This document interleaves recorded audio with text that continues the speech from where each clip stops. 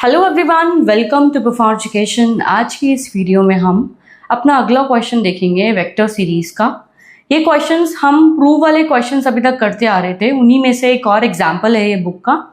उसी एग्जाम्पल से हम इस वीडियो की शुरुआत करेंगे और इस एग्जाम्पल को ध्यान से समझें क्योंकि ये क्वेश्चन सीधा डायरेक्टली आपका एग्जाम में आया हुआ है। तो स्टार्ट करते हैं इस क्वेश्चन से। क्या है सवाल अपना? Prove that the straight line joining the midpoints of two non-parallel sides of a trapezium। यहाँ पे एक ट्रेपीजियम की बात हो रही है।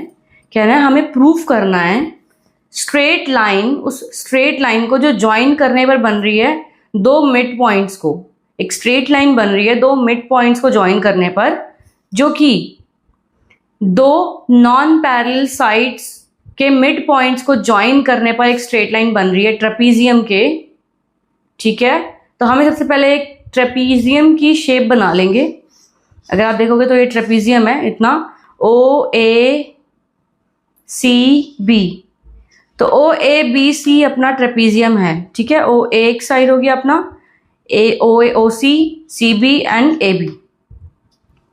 अब ये चारों साइड्स है इस ट्रेपीजियम की। हम कह रहे हैं कि दो non parallel sides, non parallel sides कौन सी है?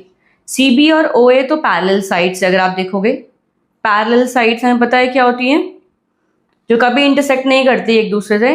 जैसे ये सीधा सीधा चलता जाएगा, ये कभी इंटरसेक्ट नहीं करेंगी आपस में, लेकिन ये जो नॉन पैरेलल साइड्स हैं ये इंटरसेक्ट कर सकती हैं आगे जाके, राइट।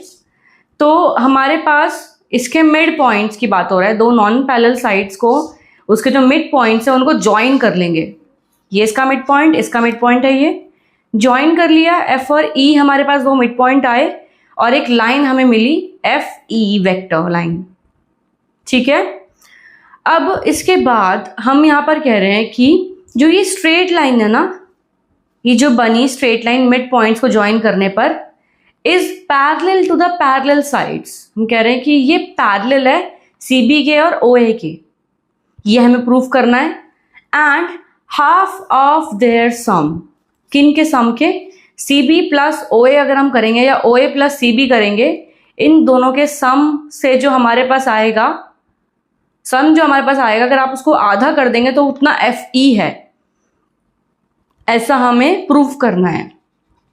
ठीक है, तो हमारे पास क्वेश्चन की अंडरस्टैंडिंग हो गई है और जितने भी प्रूफ्स के लिए हमने अभी तक फॉर्मूलाज देखे थे, हमने कॉन्सेप्ट देखा था अपना vector joining two points, mid point, section formula. तो हम देखेंगे कि किस किस का यूज़ यहाँ पे हम कर पाते हैं और उस बेसिस पर इसे सॉल्व करेंगे। तो बेसिकली हमें निकालना क्या है? हमें एफ ई फाइंड आउट करना है। हमें एफ ई फाइंड आउट करना है। एफ ई फाइंड आउट करने से पहले हमें ओ ए और सी बी पता होना चाहिए। क्यों? क्योंकि ओ ए का सम और सी बी का सम जो आएगा उसको आधा करने पर एफ ई हमें मिलेगा। तो पहले हम ओ ए सी बी और पैरेलल लाइंस होने के लिए भी हम एफ ई फाइंड आउट करेंगे। तो पहले हम यहाँ पे मेंशन कर रहे हैं कि O A B C is a trapezium with parallel sides O A and C B. Take O as an origin of reference. हम ऑरिजिन और रेफरेंस की बात करेंगे। हम वेक्टर मेथड से सॉल्व करने वाले हैं इस क्वेश्चन को, वेक्टर मेथड से करेंगे, इसीलिए हम ऑरिजिन और रेफरेंस की बात कर रहे हैं। अदरवाइज हम डायरेक्टली इसको फिर दूसरे जो हमारे पास प्रॉपर्टीज हैं उनके बेसिस पर सॉल्व करेंगे, लेकिन ये वेक्टर्स के बेसिस पर सॉल्व होगा। वेक्टर्स वाला क्वेश्चन है हमारा। तो ओ ए सी बी पैरेलल लाइंस हैं। तो ऑरिजिन से मैं यहाँ पर मान रही हूँ कि पोजीशन वेक्टर ओ ए मेरा ए वेक्टर है। ठीक है, और ऑरिजिन से ओ सी वेक्टर मेरा सी वेक्टर है। हम ऑरिजिन से ही पोजीशन वेक्टर फाइंड आउट करते हैं। तो यहाँ से रेफरेंस लेके हमारे पास ए वेक्टर लेट कर लिया हमने, यहाँ पे सी वेक्टर लेट कर लिया, ए वेक्टर सी वेक्टर। अब हमें पता है कि सी बी पैरेलल है ओ ए के, क्योंकि वो एक ट्रेपीजियम है, राइट। तो ट्रेपीजियम है तो मेरे पास जो ओ ए वेक्टर होगा ना, जो मेरे पास ओ ए वेक्टर है और जो सी बी वेक्टर है, तो इस ए वेक्टर में एक स्केलर मल्टीप्लाई करने पर हमारे पास सी बी आएगा, क्योंकि ये पैरेलल लाइंस हैं। तो एक किसी भी स्केलर को मल्टीप्लाई करेंगे आप तो वो ए वेक्टर जो लाइन है वही आपकी सी बी वेक्टर लाइन भी है। तो हम कह सकते हैं यहाँ पे C B must be a product of the vector O A vector by some scalar से टी। हम कह रहे हैं कि वो सी बी जो है वो एक प्रोडक्ट है किसके, ओ ए के, लेकिन प्रोडक्ट किसके साथ होगा, एक स्केलर हम दे रहे हैं, जैसे कि 4 है तो मेरा ये हो जाएगा स्केलर, अगर मान लीजिए 2 है तो 2 इंटू 4 8, ठीक है। अब वो स्केलर मेरा फ्रैक्शनल भी हो सकता है, मेरा नेगेटिव भी हो सकता है, पॉजिटिव भी हो सकता है, लेकिन हम नेगेटिव की बात नहीं करेंगे यहाँ पे क्योंकि ये वेक्टर्स है। तो 1/2 1/3 मतलब स्केलर वैल्यू है, वो एक कांस्टेंट वैल्यू है जिसको हम टी मान रहे हैं, जिसको हम टी मान रहे हैं। तो हम यहाँ पर कह रहे हैं कि ओ ए अगर मेरा ए है तो मेरा सी बी वेक्टर होगा टी ए वेक्टर, ठीक है। तो अब हमारे पास अगर सी बी आ गया है, अगर हमारे पास सी बी आ गया है जो हमने माना है टी ए वेक्टर, तो क्या हम ओ बी फाइंड आउट कर सकते हैं ट्रायंगल लॉ से? ओ बी क्या आएगा, ओ सी प्लस सी बी, क्योंकि ओ सी भी गिवन हमने लेट किया है और सी बी भी हमारे पास आ गया, तो ओ सी प्लस सी बी अपना O B vector find out हो जाएगा उससे। तो यहां पर अगर आप देखोगे तो the position vector O B is O C plus C B by triangle law is equals to C vector plus T A vector. तो हमारे पास अब ओ बी वेक्टर भी आ गया, ओ बी वेक्टर आ गया, तो अब हम क्या फाइंड आउट करेंगे, मिड पॉइंट फाइंड आउट कर लेते हैं। तो मेरे पास बी वेक्टर भी आ गया अपना सी plus T A.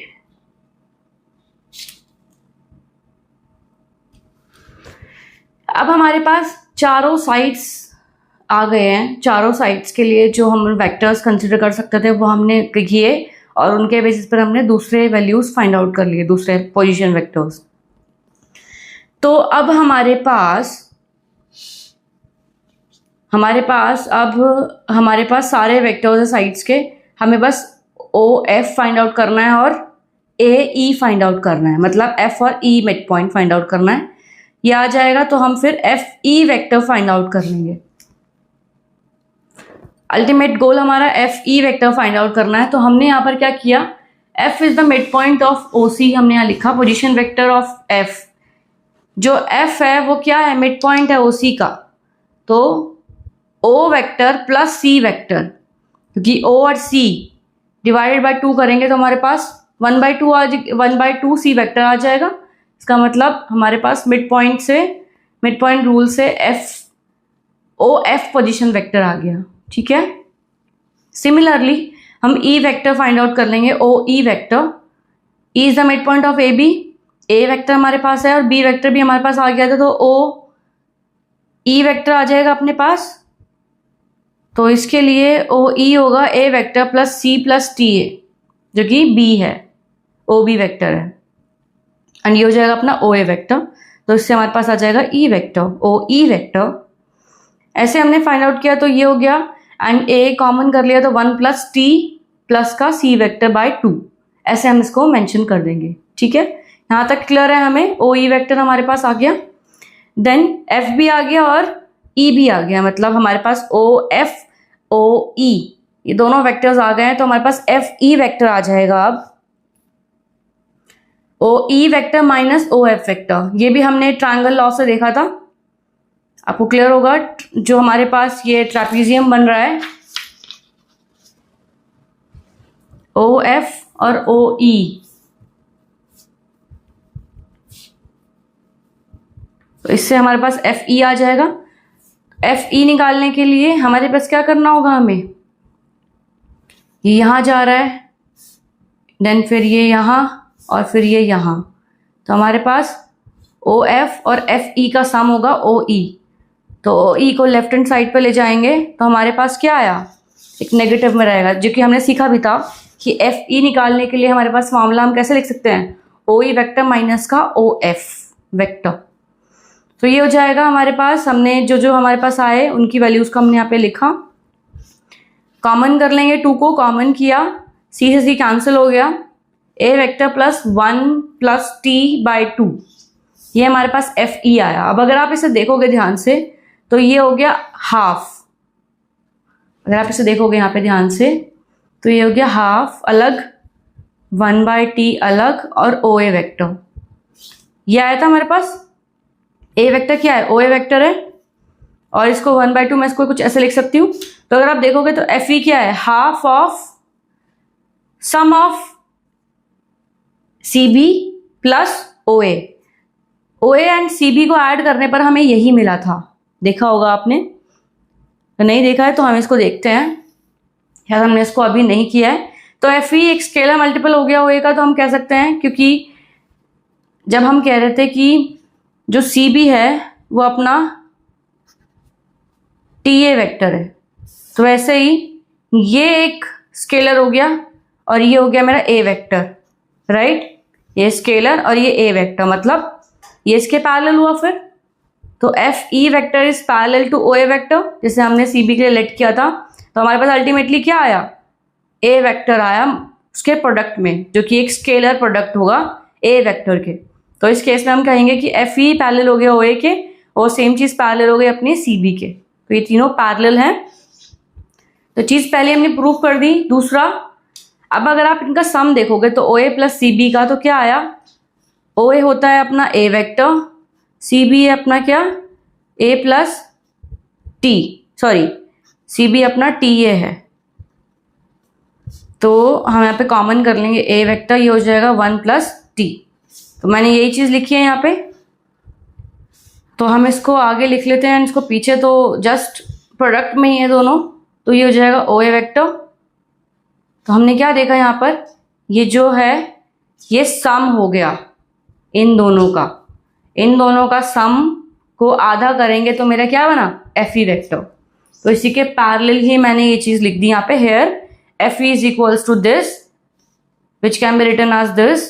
So we are saying F E is half of O A and C B, half of